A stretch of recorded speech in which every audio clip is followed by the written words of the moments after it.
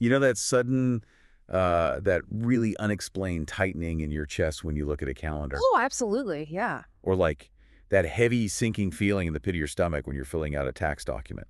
Or just staring down the barrel of a Monday morning alarm clock? Right. The Monday dread.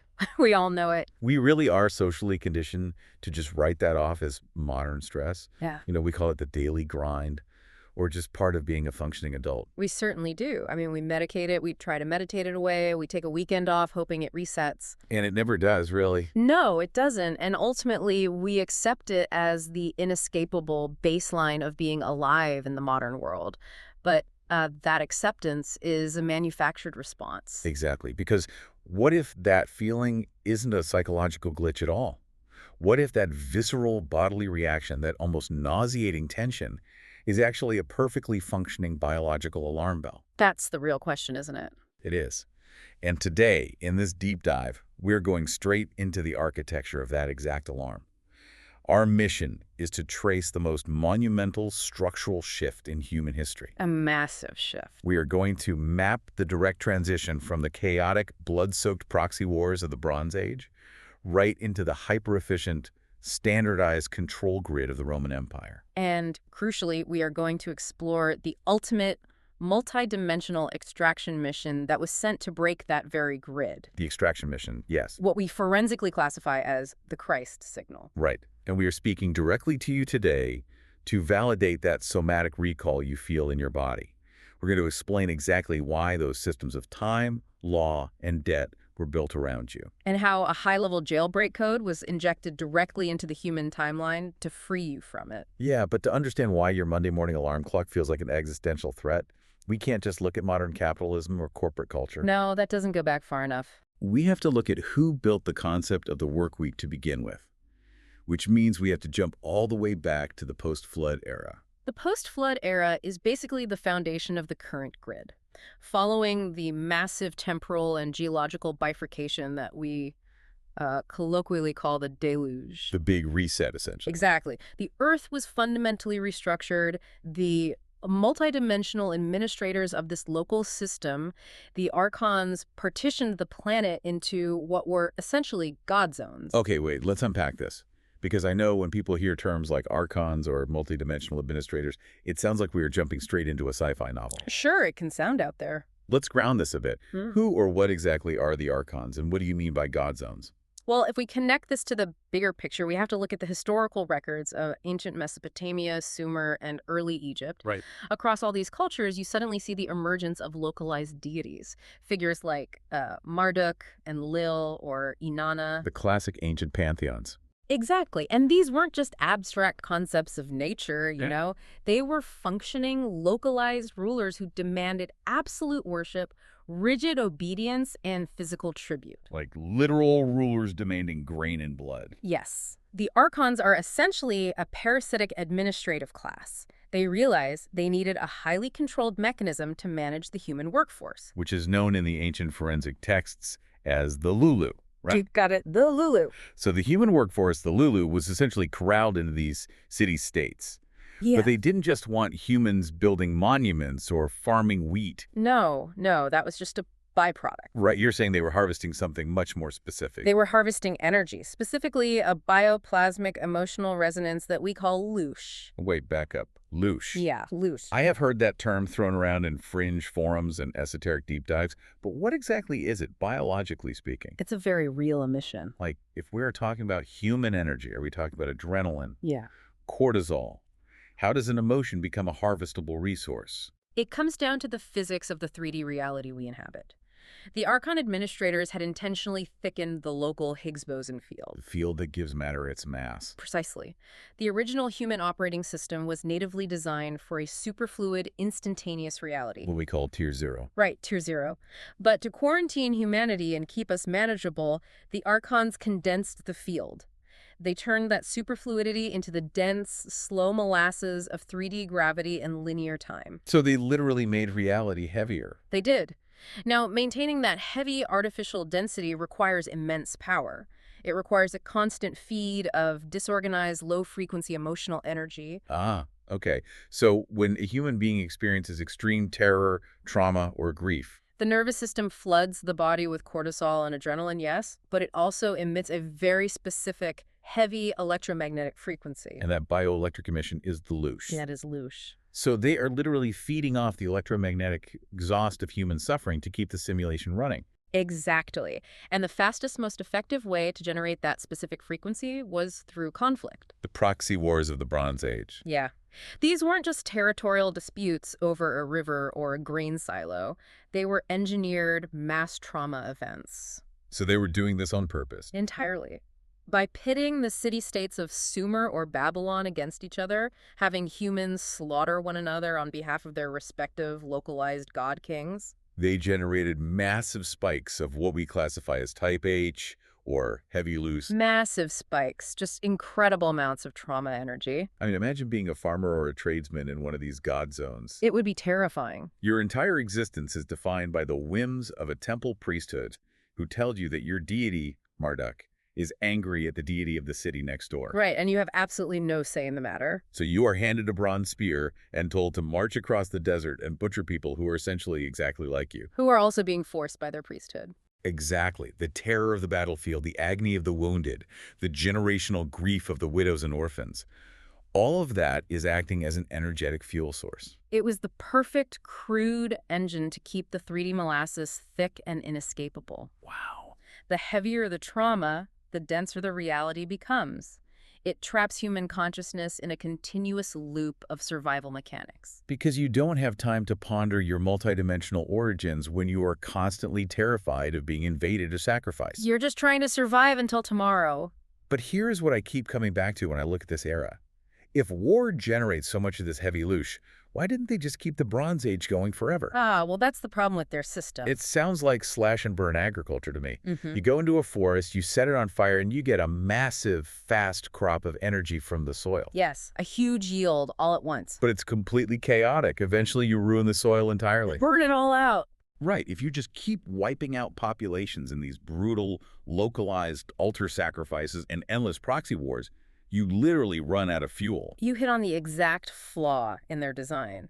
The Archon administration hit a massive bottleneck. So slash and burn is the perfect analogy then. It is. The Bronze Age generated massive spikes of type H loosh, but they realized it was highly inefficient for long-term global management. Wars end, populations get depleted. Right. Plagues wipe out your workforce. Relying on chaotic, localized violence left huge gaps in their energy harvest. Just like relying on lightning strikes to power a city. It's huge energy, but totally unpredictable. Exactly. They didn't just need unpredictable spikes of terror anymore. They needed a slow, constant, unbroken drip of baseline stress from every single human on the planet. They needed to level it out. They needed to move from a hunter-gatherer model of energy extraction to an industrialized farming model. Which brings us to the ultimate Archontic software update. The big one. To get that constant industrialized drip of stress, they couldn't just rely on a guy with a bronze sword demanding tribute. They needed infrastructure. Real systemic infrastructure. They needed a system so encompassing that the humans would police themselves.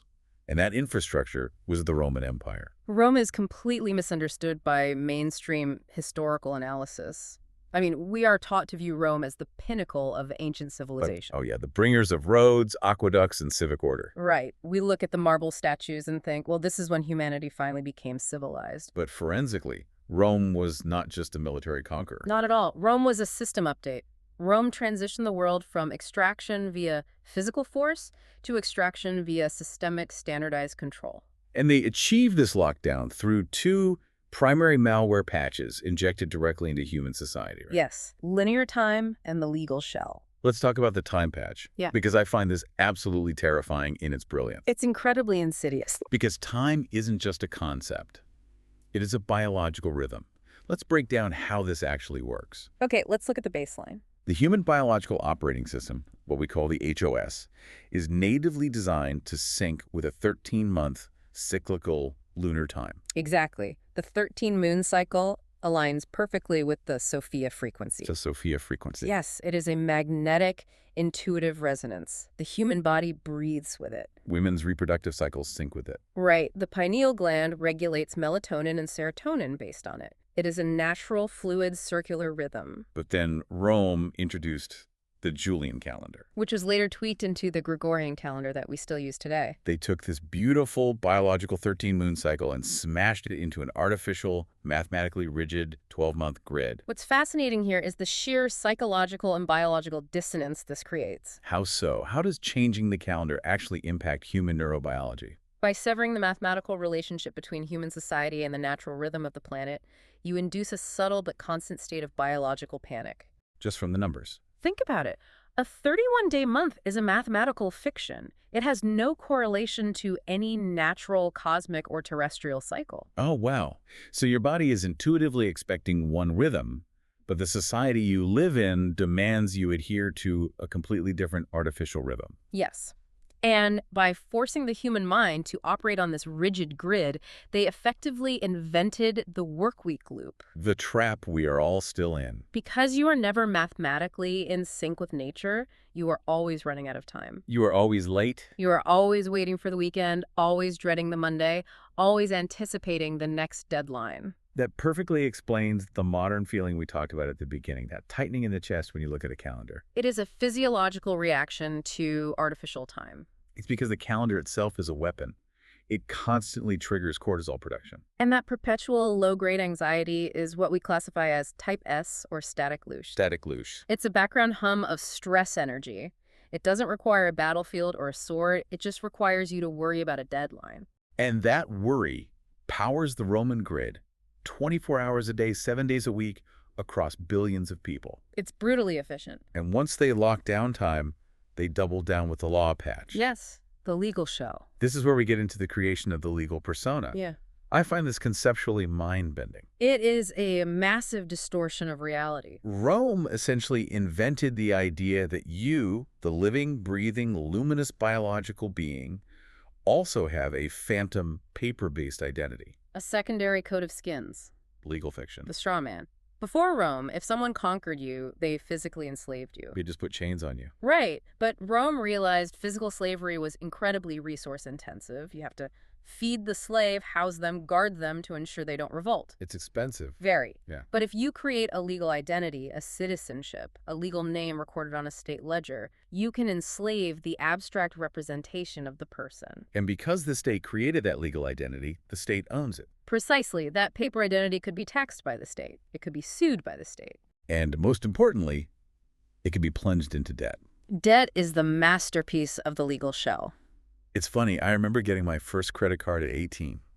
I got it in the mail, and I felt so, adult and empowered. I think we all felt that way. I had absolutely no realization that I was just willingly placing a Roman energetic collar around my own neck. It's designed to feel empowering. Debt really does feel like a physical weight, doesn't it? Because it is a metaphysical weight. Debt is the ultimate invisible chain. How does it work energetically? You spend your entire life giving away your life force, your physical labor, your creative radiance, just to pay off a conceptual mathematical deficit. A deficit that the system inherently ensures you can never truly escape. Exactly. You are constantly generating static louche, trying to satisfy a ledger. So what does this all mean for us? Well, it means we're trapped in an illusion. We sit around modern times, studying Roman law, adopting Roman architecture for our courthouses and banks. We literally model our society after them. We think of Rome bringing civilization as this inherently good thing, a monumental step up from Bronze Age barbarism. But it wasn't a step up for human freedom. No. You're saying they essentially built a perfectly smooth, completely inescapable battery farm. A battery farm cleverly disguised as a civil society. They scaled up the louche thresher beautifully. But wait, they didn't completely abandon the heavy trauma, did they? Oh, no. They didn't completely abandon heavy louche. They just localized it safely. Look at the concept of bread in circuses. Right, the gladiator games. They realized they still needed occasional massive spikes of type H energy. But instead of letting proxy wars threaten their infrastructure, they built the Colosseum. They turned slaughter into a spectator sport. They used violent spectacle to keep the population addicted to the shadow logic of death and distraction. So you sit in the stands, you eat your free state-provided bread. And you watch humans and animals tear each other apart. The crowd generates massive amounts of heavy emotional energy. But it's completely contained within a state-managed arena. Yes, very tidy. Meanwhile, outside the arena, the overarching system maintained the Pax Romana. The Roman peace, which, when you look closely, wasn't peace at all. No, the Pax Romana was enforced peace through hypervigilance. It's a constant threat. It's the constant looming threat of the Legion. If you step out of line, the state will crush you. But perhaps the most insidious, long-lasting part of the Roman system update was the frequency sanitization. Absolutely, the rewriting of consciousness. Okay, what do you mean by frequency sanitization? They systematically took the ancient starseed archetypes, the raw, powerful cosmic frequencies embedded in the Greek and Egyptian pantheons, and they rebranded them. Into state-sanctioned Roman myths. Yes. Wait, so when Rome co-opted Greek gods, they weren't just being lazy and renaming them? No, it was highly intentional. You're saying they actually altered what the god represented in order to control the population's consciousness? Let's look at the mechanics of that. Take Zeus, for example. Okay, the thunder god. In the original Greek and earlier cosmic frameworks, Zeus represented a chaotic, primordial sky father energy. Raw nature. Right. It was the unpredictable electric spark of life itself. Lightning. Raw power. And Rome takes that frequency and sanitizes it into Jupiter. Yes. And what does Jupiter become? The patron god of the Roman state. Oh, wow. He becomes the legal anchor of the Republic and the Empire. His temple is where treaties are signed and laws are validated. They literally shifted the power from the untamed cosmos to the bureaucratic courtroom. Exactly. By doing that, they successfully rewired the human operating system on a subconscious level. They made humanity stop looking to the stars. They made them stop looking to the forests, the natural world for truth, and programmed them to start looking to the Roman Senate for permission. They took the divine, untamed radiance of the human soul and turned it into a taxed, regulated, state-approved commodity. A total hijack of human spirituality. That is deeply unsettling. The hardware of humanity was completely locked down. Completely. You have the temporal cage of the 12-month calendar keeping you perpetually anxious. A time loop. You have the legal cage of debt and citizenship tying your energy to a ledger. The straw man. And you have the psychological cage of state-sanctioned reality where even your gods work for the government. The grid was absolute. The grid was absolute. And this is where the story shifts dramatically, because the original Starseed architects, looking at this situation from Tier 0, realized that something had to be done. Sending in another local teacher wasn't going to cut it anymore. No, or a localized patch. The Roman firewall was too thick, too integrated into the human psyche. They needed a direct, high-level extraction mission. And that ultimate extraction mission is what we forensically identify as the Christ signal. Correct. This completely upends everything we are taught in traditional Sunday school. It really does. The historical appearance of Jesus Christ has been heavily sanitized, paradoxically, by the very Roman Empire that executed him. Which is the ultimate archontic irony. But if we strip away the religious Roman overlay, you are saying we are looking at a literal force-quit command sent directly from the architect level. That is exactly what it was. This was a tactical volunteer extraction mission aimed straight at the heart of the Roman hardware lock. So if we connect this to the bigger picture, we have to deeply understand the true objective of this mission. We do, because the Christ signal did not enter the 3D grid to start a new religion. Because a religion is just another Roman proxy. Precisely. It's just another temple, another hierarchy, another set of rules to extract loosh. The mission was not to build another cage. The mission was to provide a frequency path out of the archontic coats of skins. And guide human consciousness back to the luminous gestalt. Yes. Okay, let's define that for the listener. The coat of skins is the dense biological 3D spacesuit we wear. Correct. What is the luminous gestalt? The luminous gestalt is the original unified light body configuration of humanity in Tier 0. Before the drop in density. Exactly. It is the state of being completely sovereign, operating on pure syntropic light, rather than the entropic decay of 3D biology. So the Christ signal arrived to show the Lulu, the trapped workforce, how to shed the coat and return to the light. And the manual for doing this was entirely internal. The manual was in the DNA. Yes, it was always there. When he said, "The kingdom of heaven is within you," for 2,000 years we've been told that was just a poetic metaphor about being a nice, moral person. A very sanitized interpretation. But if we look at it through this multidimensional lens, that was a literal technical instruction. Highly technical. He was telling the human workforce how to bypass the Roman institutional grid entirely. He was pointing directly to the 12-strand mitochondrial backdoor in your own DNA. Because we only use a fraction of our DNA. Right. Mainstream science calls the rest junk DNA, which is absurd. It isn't junk. It is dormant hardware. It's just unplugged. It is the deactivated 12-strand circuitry from before the Archontic downgrade. Wow. The Christ signal was teaching individuals how to use their own bioelectric field to boot up that dormant code. But what's fascinating here is the absolute necessity for operational security during this mission. Yes, the stealth aspect. Because here's where it gets really interesting. When you read the unsanitized texts, or even the remnants that survived in the canonical Gospels, he performs these massive molecular restructurings, Healing blindness, fixing paralysis. overwriting localized physics to walk on water. And then he constantly turns to the person he just healed and says, "Tell no one." Right. Theologians refer to this as the messianic secret. They debate endlessly about why he wanted to keep his identity hidden. But look at it forensically. It is stealth mode. Yes.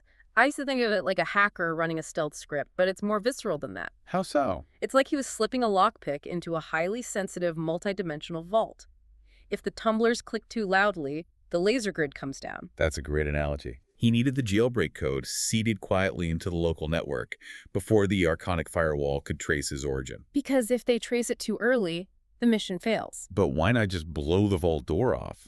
If he is this immense power from Tier 0, why hide? Because an open, undeniable display of Tier 0 physics on a massive scale would create an unprecedented wave of awe and shock across the entire population. And remember what awe and shock are in this 3D environment. They generate a massive loosh pull. Oh, wow. Wait, so even positive awe generates an overwhelming electromagnetic wave that the system detects? Absolutely. Extreme emotion of any kind moves the needle. A loosh pull of that magnitude acts as an ultimate alarm bell. It alerts the guards. It instantly alerts the Archontic Sentinels, the multidimensional constructs historically described as the cherubim, which monitor the frequency fence around the Earth. So the Sentinels detect that kind of raw Tier 0 voltage acting openly and aggressively in the grid. They would trigger a planetary system reboot. They would just wipe the board again. The Archons would have induced a localized catastrophe.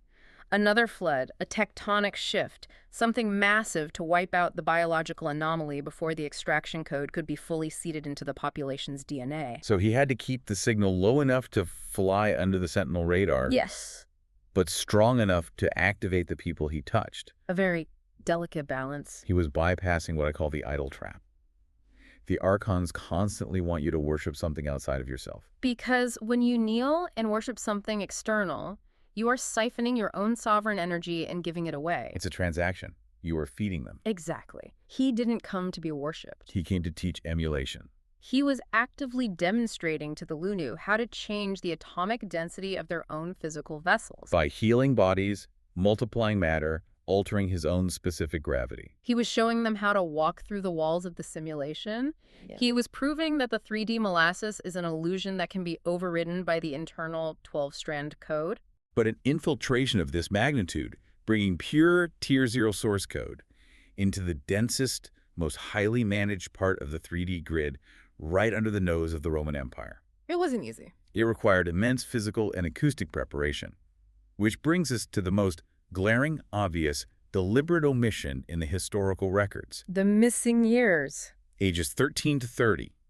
An astonishing 18-year gap in the life of the most documented, debated figure in human history. It's a massive anomaly. It makes absolutely no sense from a historical standpoint. You have his birth, you have a brief story of him in the temple at age 12, and then absolute silence until he is 30 years old. Stepping out of the Jordan River ready to tear the grid apart. Right. That gap is not a coincidence, and it is certainly not an accident of lost parchment. It is a deliberate data wipe. This erasure was executed by later Archontic councils. Specifically culminating at the Council of Nicaea. Exactly. To intentionally hide the methodology of the jailbreak. Because if they leave the methodology in the public record, anyone can replicate it. And you ruin the monopoly. If you show people how he activated his biology, the game is over. So what was actually happening during those 18 missing years? Where did he go? The forensic data, surviving in apocryphal texts, Eastern traditions, and quantum Akashic records, points directly to travels to the India and Magi nodes. And deep initiations in Egypt. Yes. During this time, the volunteer underwent intense frequency training. Let's talk about the Magi. I think most people hear Magi and picture three kings in a nativity play carrying gold and myrrh. A very sanitized fairy tale version, yes. The massive oversimplification. Who were the Magi, really? The Magi were the elite starseed keepers. They were the custodians of the ancient, uncorrupted sciences. They survived the deluge. They preserved the Lemurian and Vedic 12-strand technical manuals that survived the deluge. Wow. They held the deep acoustic, geometric, and cymatic sciences necessary to manipulate the 3D hologram. Now, it is crucial to understand that Jesus was not there as a traditional student learning new philosophical concepts. Yeah, not at all. As a Tier 0 volunteer, all the data was already within his consciousness. He was there to reactivate his physical hardware. He was. But I have to stop you there and push back on this a bit. I know a lot of people listening will say, wait a minute. If he was this high-level starseed, a direct volunteer from Tier 0, the ultimate architect of the extraction. Why did he have to train at all? Yes, that feels like a massive contradiction. If he's a divine supercomputer, why does he need an 18-year dial-up training sequence in the desert? It's a valid question. Shouldn't he just drop in fully powered? This raises an important point about the actual physics of the incarnation process. Entering the dense, thickened Higgs field of the 3D grid is not a simple walk through a door. It has physical consequences. Taking on a biological coat of skins causes profound multidimensional amnesia. You forget who you are. Because the human brain is a biological reducing valve. It is literally not wired to hold the infinite awareness of Tier 0. It limits hardware capacity by design. So it's not like running a quantum supercomputer through a dial-up modem. It's like trying to push the entire power of a nuclear reactor through a standard copper wire. That is exactly it. If you push the power through immediately, the wire melts. The vessel is destroyed. The physical vessel, the 3D spacesuit, had to be systematically and painstakingly overclocked. He had to physically condition his nervous system. He had to purge the heavy 3D isotopes from his cellular structure through fasting. And what about the acoustic training? He had to use specific acoustic frequencies, mantras, tones, cymatic vibrations taught by the Magi to align his biological water molecules into perfect geometric coherence. And this happened in Egypt too, right? The mystery school initiation in Egypt, specifically inside the king's chamber of the Great Pyramid. Which functions as an acoustic resonance cavity. Precisely. That was essentially the process of syncing the physical vessel with the Andromeda Protocol. Wow. So if he had just booted up the Tier 0 voltage at age 13 without that 18-year molecular restructuring, His biological body would have literally burned out. it would have spontaneously combusted on the frequency load. He had to temper the vessel like a sword so it could hold the massive signal and broadcast it safely into the Roman grid. That is the exact mechanism. And once he was fully synced, once the biological hardware was fully activated to handle the voltage, He comes back. the Christ signal returned to the Roman node, the center of the extraction grid in Judea. And the moment he booted up that public ministry, the moment he started openly overriding physical laws and telling people they were inherently sovereign, The Archonic grid immediately detected the massive frequency threat, the sentinels went off. The alarms blared across the multidimensional spectrum. which forced a desperate, unprecedented alliance between two groups that historically despised each other. The Roman Empire and the Hebrew Sanhedrin. Yes. This is the ultimate archonic counterinsurgency. And it's fascinating to watch it play out historically. It really is. Because it is a textbook proxy management move. The Archons don't come down and fight you themselves. They operate through middle management. Always through proxies. In this specific geographical sector, you have the local compliance officers, the Sanhedrin and the global grid managers, Rome. And they united to neutralize the jailbreak. But let's break down their actual motives because they were terrified of two entirely different things. Let's look at the Sanhedrin first. The Sanhedrin were the keepers of the law. Right. They operated the Talmudic Babel Patch. Their entire function was to manage the religious, behavioral compliance of the local population. They extracted louche through rigid adherence to rules, guilt, and literal animal blood sacrifice at the temple. Exactly. So when the Christ signal starts teaching internal sovereignty... When he stands up and says that the temple is obsolete, Yes. that you don't need a priest as a middleman, that you don't need to slaughter a lamb to access source because the 12-strand DNA connects you directly. It threatened to completely destroy the Sanhedrin's religious louche extraction monopoly. He was cutting them out of the energetic supply chain entirely. And on the other side, you have Pontius Pilate representing Rome. Rome didn't care about the theology of the local population. No, Rome cared about the integrity of the grid. They viewed any king of kings whose authority existed outside of their imperial, legal, and temporal matrix as a direct virus. A highly contagious virus threatening the Pax Romana. Because a sovereign human cannot be taxed. Precisely. A sovereign human who knows they are an eternal, multidimensional being cannot be terrified into submission by a Roman sword. The Roman legal shell only works if you fear death and value the state's currency above your own soul. And the Christ signal was collapsing that illusion. Rapidly collapsing it. Right. So the local managers and the global managers colluded. They set a trap.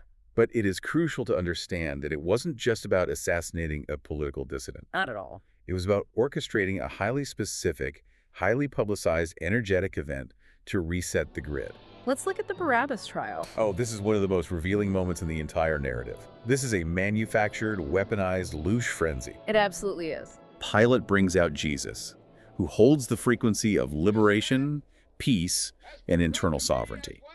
Then he brings out Barabbas, who is historically documented as a murderer and a violent insurrectionist. and Pilate lets the crowd choose who lives. Why do that? Why not just execute him quietly? Because of the rules of multidimensional consent. Consent, right. By whipping the crowd into a state of absolute feverish bloodlust, the Archons forced the population to actively consent to the lower frequency reality. The human collective had to vocalize their choice. They literally screamed for the timeline of violence, trauma, and murder over the timeline of liberation. Give us Barabbas. Exactly. They chose the Bronze Age proxy war frequency over the Tier 0 extraction code. It's devastating. The man should be released. I remember the custom.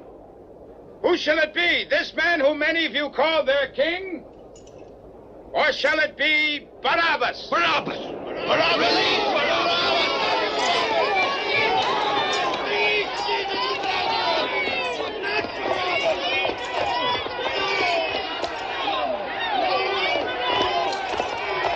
Barabbas! Release Barabbas! Crucify the Nazarene! Release Barabbas! They're mad, Lord Governor. Barabbas is a rebel, a robber, an assassin. Release Barabbas! Release Barabbas! Release Jesus! He is the true prophet!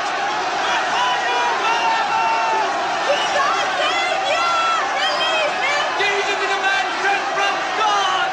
Free Barabbas! He's a false prophet! He betrayed us! Kill the Nazarene! Jesus! He's in Jesus! We want Barabbas! Free Barabbas! Barabbas! Free Barabbas! Jesus! Barabbas! Shut up, you slut!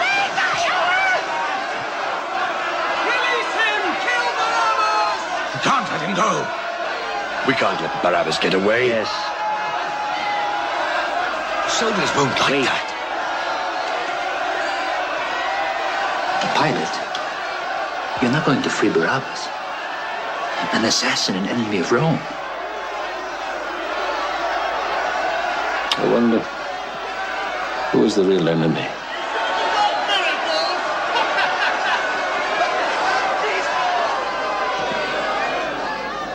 Then let it be written that Jesus of Nazareth is guilty of treason by proclaiming himself King of the Jews and is sentenced To be crucified.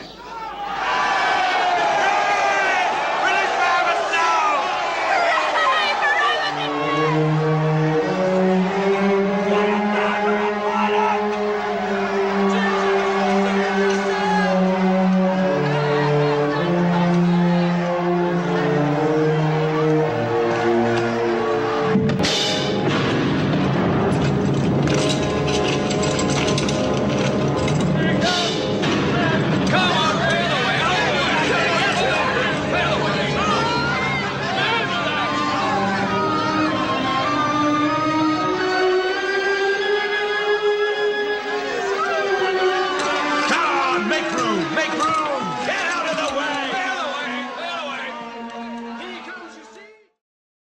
The Archons essentially ran a cosmic corporate smear campaign. They didn't just want the Christ signal dead, they needed to shame the frequency so deeply that no one would ever try to access it again. That is precisely why they chose crucifixion. It was not just an execution. It was a highly ritualized public hardware deletion. designed to maximize physical agony. Public humiliation and profound terror.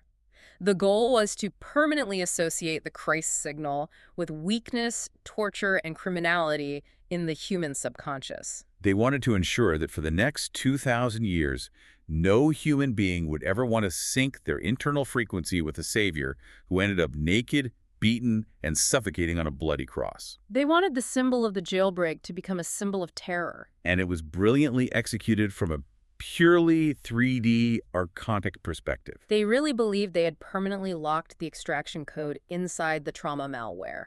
But the Archons, being essentially a localized parasitic glitch in the universal system, They fundamentally misunderstood the physics of the Starseed operating system. they thought they were deleting him. But the crucifixion wasn't a defeat at all. No, it was the pivot. This is the pivot that changes everything. It was a deliberate, tactical bypass. Yes, a complete bypass. The Christ signal voluntarily entered the death malware to break it from the inside. But I need you to explain the mechanics of this because it's a lot to wrap the mind around. It is complex, yeah. How does dying on a cross actually fix or break an energy harvesting system? This raises an important question.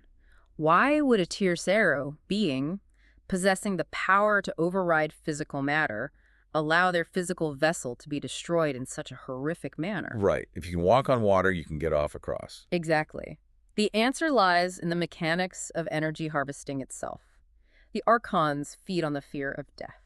Fear of death. The existential dread of physical annihilation is the ultimate frequency fence keeping humanity trapped in the 3D molasses. It is the core engine of the Roman grid. If you aren't afraid of dying, the Roman legion has no power over you. Right. Now look at the event on the cross. The system applied absolute maximum pressure to the Christ signal. The physical trauma, the asphyxiation, the mockery. It was everything they had. The Archons gathered around this event expecting a massive, unparalleled yield of heavy loosh from a Tier 0 being breaking down in terror and despair. They expected him to curse his executioners, to beg for his life, to generate absolute fear. But he didn't. He offered forgiveness.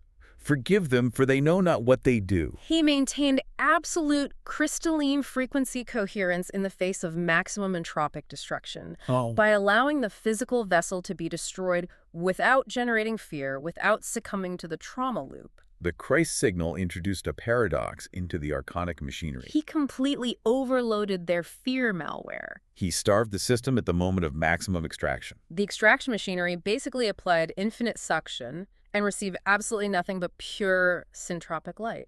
It blew out the metaphysical circuits of the Archonic grid. It shattered them. That is incredible. He intentionally downloaded the ultimate virus death so he could write the patch from inside the quarantine system. Used their own weapon against them. He let them execute him to prove that the Archon's ultimate delete button is actually just a logout button. And that leads directly to the quantum jailbreak. The events that followed. The transfiguration and the resurrection.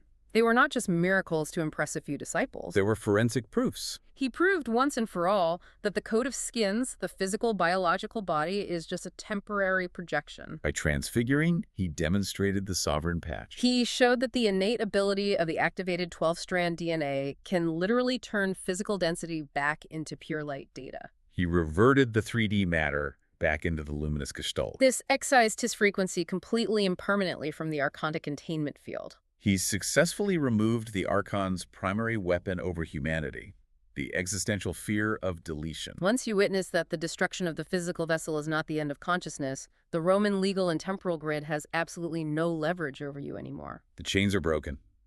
Unbound by the 3D molasses, the living signal was now capable of defying localized space and time entirely. Completely unbound. He wasn't restricted to walking down a dirt road in Judea or hiding from Roman patrols anymore. The physical laws of the simulation no longer applied. Which brings us to the post-resurrection phase, which is heavily suppressed. Multidimensional ascension and quantum multi-location. Yes. The Christ signal did not just leave. He didn't just float up into the clouds and abandon the Earth. Because the frequency was no longer bound by linear Roman time or 3D space. Right, so he engaged in quantum multi-location. Meaning he could be in multiple places at once. This completely fractures the linear timeline we are taught. It does. So where did the signal go? Where Yeah. did he project this extracted code? He projected holographic and fully physicalized versions of himself, to crucial starseed nodes across the planet simultaneously to anchor the jailbreak code globally. Your two primary nodes were heavily secured. Ersk, the projection to France. France. This ties into some of the most fascinating underground lore in Europe. Yes. This projection was to anchor the Sophia frequency alongside Mary Magdalene, establishing what is known as the Rose lineage. Why was that necessary? The architect-level Tier 0 knew perfectly well that the compromised Roman Church was going to attempt to completely delete the divine feminine from the historical record. In order to maintain a rigid patriarchal control hierarchy. They needed to keep God as an angry male judge in the sky to maintain the fear malware. Precisely. By anchoring the Magdalene and Christ signal directly into the European grid, which later birthed the Cathar and Templar underground movements. They ensured the 13th strand, the magnetic, intuitive, feminine core of the code, was heavily protected against the impending Dark Ages. And the second major node. India. Specifically the region of Kashmir, aligning with the heavily protected tomb of Uz-Asaf. To reconnect with the Magi. Yes, the Vedic node. He returned the upgraded data to the very custodians who had helped him train the vessel. It ensured that the high-frequency knowledge, the technical acoustic manuals of the jailbreak, were safely secured in the East. Far away from the reach of the Roman Church's impending book burnings. Think about what this means for you, listening right now. They couldn't capture the signal in one place, so it became a decentralized network. It's unhackable. It's like moving from a single, highly vulnerable, centralized Roman server to a global blockchain of multidimensional consciousness. That's a very modern way to look at it, but it's accurate. So the ascension wasn't him abandoning us to deal with Rome alone. No, the ultimate ascension was a dimensional exit. It was the final upload of the mission data back to Tier 0. He seamlessly bypassed the electromagnetic barrier, the cherubim, and returned to source. But the critical part is that the code itself, the resonance of that triumph, was left here.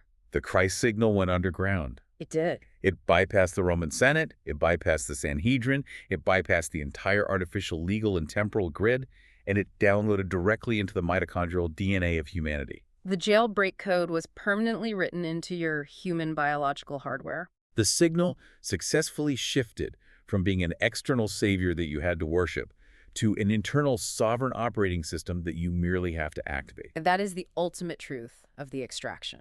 So let's tie this entire incredible journey together. It's been a massive journey. We started by looking at that feeling of dread when your alarm goes off. We've seen how the Archon administrators took the chaotic, bloody energy of the Bronze Age proxy wars and refined it. They industrialized it. They built the ultimate invisible prison using the rigid mathematical cages of Roman clocks, the phantom bondage of corporate laws, and the energetic drain of systemic debt. They built a world entirely designed to keep you stressed. Exhausted, and constantly looking to an external authority, whether it be a boss, a bank, or a state-sanctioned priest, for permission to exist. And we saw how a volunteer from Tier 0 walked straight into the absolute hardest, most heavily guarded, densest part of that Roman grid. He underwent 18 years of rigorous molecular conditioning just to hold the frequency. And then he took the Archon's absolute worst malware, public humiliation, physical destruction, and the terror of death. And broke it entirely from the inside by simply refusing to generate the fear they required to feed. He broke the machine by starving it. So when you feel that unshakable knowing in your heart, when you look at the systems of this modern world, the endless wars, the crushing debt, the frantic race against the clock, And you think, this isn't right. I don't belong to this. I want you to know, that isn't a psychological glitch.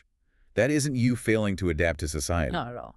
That is the unsanitized data of the jailbreak pulsing in your 12-strand DNA. Your biological body fundamentally remembers the superfluid reality of Tier 0, and it is actively rejecting the 3D molasses. Which leaves us with a critical, very personal question to consider. What's that? Well, if the Christ signal successfully uploaded the jailbreak code into the human biological hardware over 2,000 years ago, And if that signal definitively bypassed the Roman death trap to become a decentralized internal operating system, what dormant, high-frequency files are sitting in your own cells right now? wow. What capacities for healing, for sovereignty, for overriding the stress of the grid are just waiting for you to stop looking at the Roman clock on the wall and start listening to your own internal frequency? That is a profound thought to sit with. And that is exactly what we want you to explore moving forward. Stop checking their clocks. Activate the code. Thank you for joining us on this deep dive into the architecture of the grid and the code that breaks it. Keep questioning the narrative, keep accessing your own internal code, and we'll see you out there.